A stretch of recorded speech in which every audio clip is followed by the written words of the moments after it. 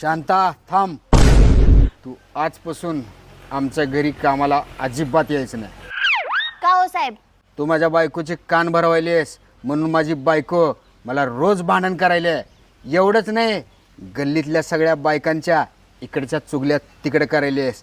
जर तू आमच्या घरी कामाला यायचं बंद नाही केलीस तर गल्लीतल्या सगळ्या बायकांना तुझे हे सगळ्या चुगल्या करतेस का नाही ते सांगून तुझे सगळीकडचे काम बंद करीन. असं वय?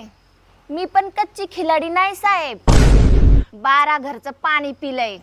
माझ्याकडे पण तुमचा अख्खा बायोडाटा आहे. कसला बायोडाटा? तुमचं शेजारच्या संगी सोबत लफड चालू आहे.